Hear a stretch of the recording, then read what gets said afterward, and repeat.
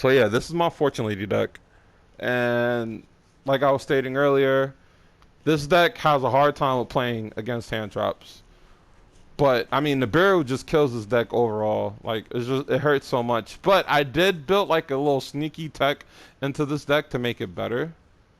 It's hard to do combos for this deck, which is pretty much a combo based deck, because like it's so like orientated, and if you pull the wrong hand or have a bad set of cards, it sucks. But I'm gonna go over this deck. So we have 3 Apprentice Illusion Magician.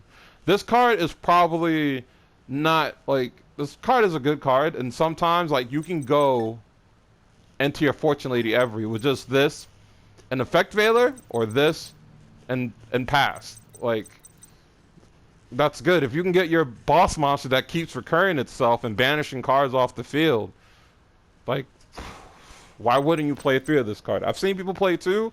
3 is necessary because this is a good card to draw into in itself with this version of the deck, because your primary focus is spellcasters. Granted, you might see a lot of different other cards in the extra deck, but I'll get into that when I get into that. So we have 3 Apprentice Illusion. We have Effect Veiler, which is probably one of your best hand traps that you should be using, because this negates monster effects in case you're not able to go first, along with Imperm, which we got down here, which is why. So you're only rocking 4 hand traps in a 45 card deck, which doesn't seem like a lot, but I mean, it's not. Like, you're not really going out here to, you need hands to help support you, and you rather see this than these 4 cards, but like this card still helps because it's a spellcaster. So we have one going now to your Fortune Ladies. We have Fortune Lady Dark, Fire, 3 Light, 3 Pass, and 3 Water. Now, all these Fortune Ladies are really bricky. The only really truly good Fortune Lady, in my eyes, is Light. Light has been like the best card in the whole deck. Like, Past adds a different layer of verticality when you consider how slow Fortune Ladies are. They were made in 5Ds. Like a fucking 2007 series.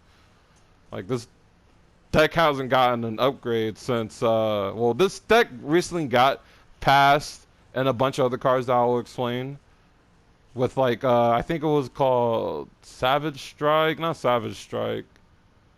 They got, within like the last 2 years, some support. And it was just a few searchers and Past. So, like I said, Light is your best card. It's just hands down. There's no other card. Without this card, this deck wouldn't function. But also you need to play Pass, because Pass is just as good sometimes, you know. It allows you to banish spellcaster monsters from your hand, field, or graveyard to level modulate, so you can go into your synchros, which we have Trishula, Psyframe Omega, Fortune Lady, Draco Berserker of the Tenyi, Borreload Savage, and Beazle of the Diabolical Dragons. Now, I'll get into more why I have those, but I'm going to just keep going over the cards. We have 3 Water, which there are interesting things you can do with Water. I have looped Water several times to draw at max was like 15 cards out my deck. And this card is really good. This card just thins out your deck. And it's so good. Like, now we go into Magician Souls. Now, Magician Souls is a weird card. It's good and then it's bad, but in this deck it's really nice because I've utilized both effects of it. Well, no, not my fault. Only one effect I really utilize. I don't use the special summon, the Dark Magician, because I play no Dark Magician in this deck. This card is good because this is like Water, another form of draw power, especially if your hand bricks with a bunch of spells that don't work. Most of these spells work with each other, but if you get too many and not like, if you draw too much hate and not enough gas, your deck fails, right? And this helps solve that problem. I'm not running 3 because you don't want to draw, like, you want to see it, but you don't want to draw into it after you see like 1 copy, right? It's just not that good. And another, I guess, hand trap, which would put in the 6, which be Witchcraft the Golem Aruru, which I enjoy this card. This card helps so much, especially if you don't have too much going on for you, and it just helps. Like, a lot of people will just go and crash in with your monsters because they're not that big.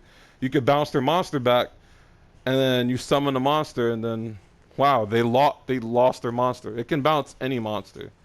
I'm pretty sure this targets. Yeah, this card targets, and it's not like the best card, but when you're dealing with a deck with very low ceiling, this brings the ceiling up a tad bit. Now, we got 3 Call by the Graves, which, you know, hand traps hurt this deck a whole lot. I can't express that. We play Cosmic Cyclone. Reason why we play Cosmic is Twin Twisters is too much of a steep cost. We need to optimize how we use our hand, so that's not helping. Fortune Lady Calling, which is probably the best card in this deck. Basically, this reads if you control any other Fortune Lady, so water, pass. So we have about, what, 5 different Fortune Ladies? Basically 4 on the normal summon. And they're a majority on our deck. So if we get one of those cards, we could special summon any other Fortune Lady. Granted, this locks us out of any summoning mechanic besides synchro summon, but that's why I have a lot of synchro summon monsters in this deck versus any other type, but I do utilize other cards as well. That's basically what this card do. It's just a really good card. Now, Fortune Vision is probably a step ahead better than Calling, because it can search any card that lists Fortune Lady card.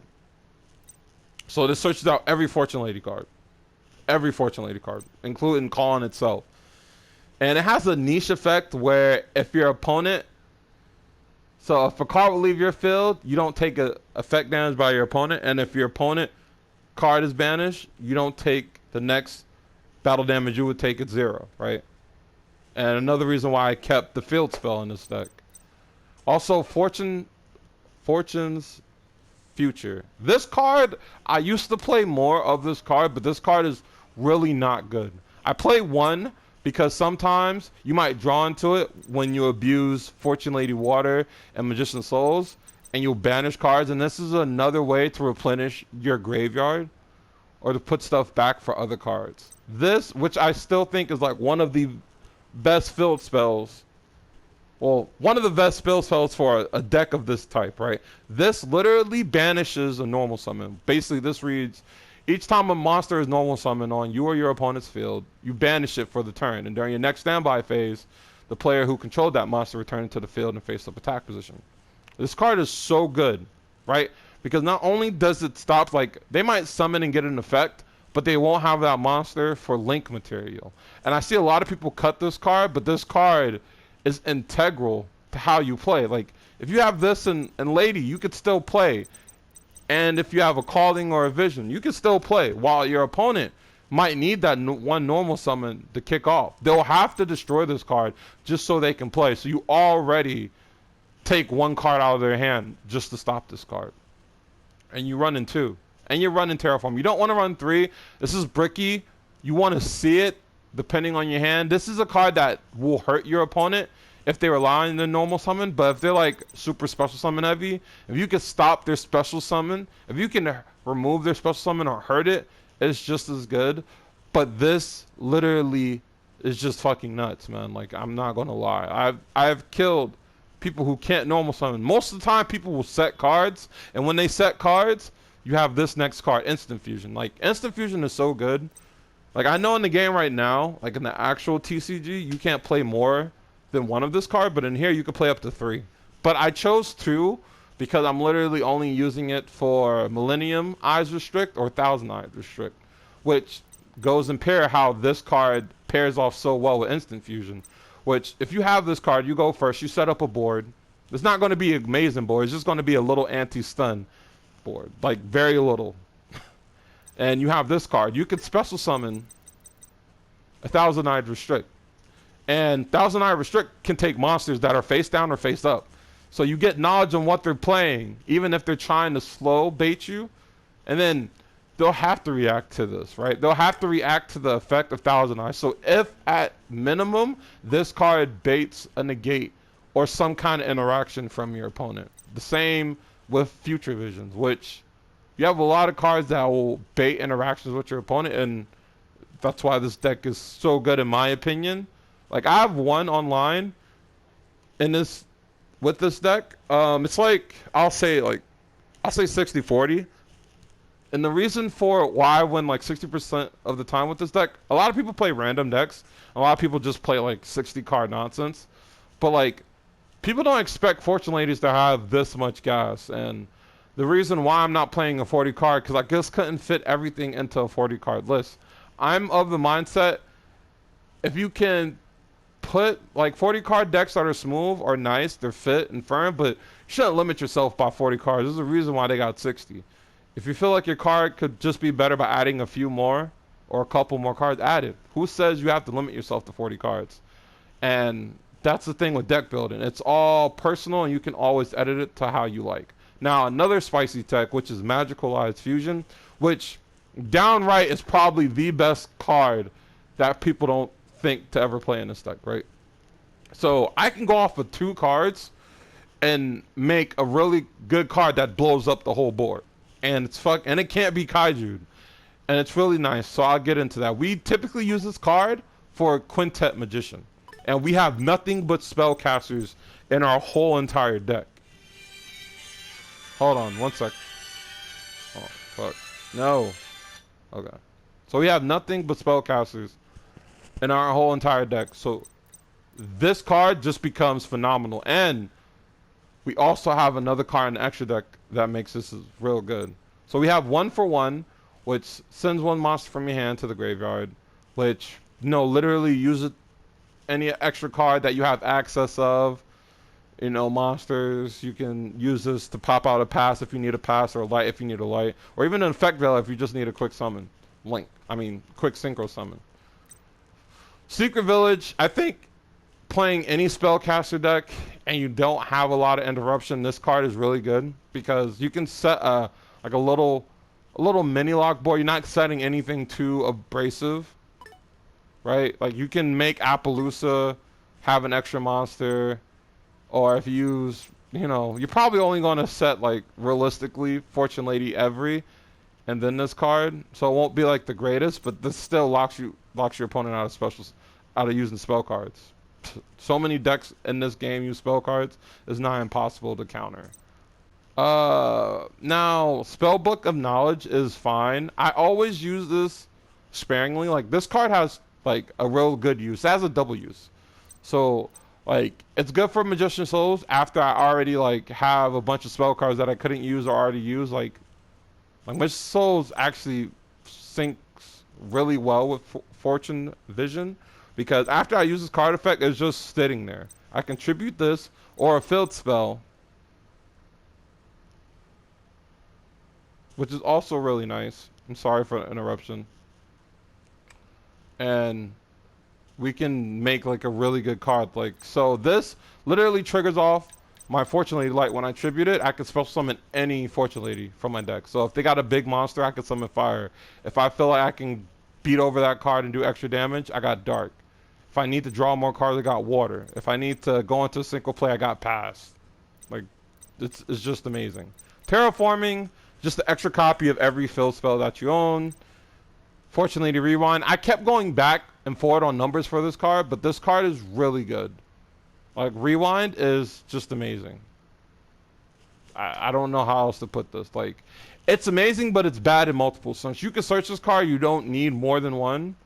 And basically off of like the effect of your every and your effect of your past, banishing monsters, and especially with the effect of Magicalized Fusion, you banish a lot of spellcasters in general. So this keeps your Fortune Ladies active and still in the game even once they're off the field and out of the game, which is really nice. And 2 infinite impermanents. Sometimes you need to stop cards, and like if people go too far on their turn, you have this just to help you out a little bit. Now, we're not going to go into the side deck because, like I said, in this game, you don't really side too often unless you're playing player matches. Then you got Millennium Eyes Restrict, which Literally, if you have this and you have a combo where you can keep going, your hand trap, like your hand trap proof, right? And it's fucking nice. You don't have to worry about Nibiru, Ash, Ghost Ogre, Winter Cherries, anything. You're fine. So this card is the reason why I'm playing this. Simple enough. This, break your opponent's board going second. Like, if you're going a really slugged out battle, you can always use Verte Anaconda, which I have in this deck, which just requires any 2 monsters. You can get out 2 monsters real quick in this deck. Special Summon Magician Souls, Special Summon Apprentice. Reason why I play so many Special Summon. Normal past, use Calling. Just keep getting out monsters. I already explained why I use this, to see what my opponent playing, if they try to play around Fortune Future Vision. This is the Synchros. This cannot be destroyed by battle card effects. It's really good in the grind out scenario. Like, the only way they get in is if they remove it by non-destruction, or they can't destroy it by battle, so I could sit on this card as well. Borload, because I can make links such as what do we have here? We have Apollosa, Cross Sheep, Predaplant, Relinquish Anema, and Selene. I mean, we can make, I've made Selene before, and I mean, I rarely go into the synchros. Like, I'm not gonna lie, like, I rarely go into the synchros that are not every. Like, I do go into Berserker Tenyi because he has the most, I think, besides this card, Berserker Tenyi is probably the best card, because like, you let your opponent activate their effects, but you destroy their monster. Especially if you can set this card up and sit on a Future Vision. Like, come on now. How are you getting over it? You're going to use your effect. I can either destroy it or let you summon it. And if you summon, depending on the type of deck you play, depending on how I'll react to you. Omega is just here because I'm Mega. Like, I get to snipe cards out your hand. I get to see what you're playing. Nice. We have level modulation, and I have gotten off Trishula before, and it's really devastating to banish 3 cards, like, just from the game. Which, yeah, is just a really good card. And because you can level modulate, it's not hard to get 3 monsters together.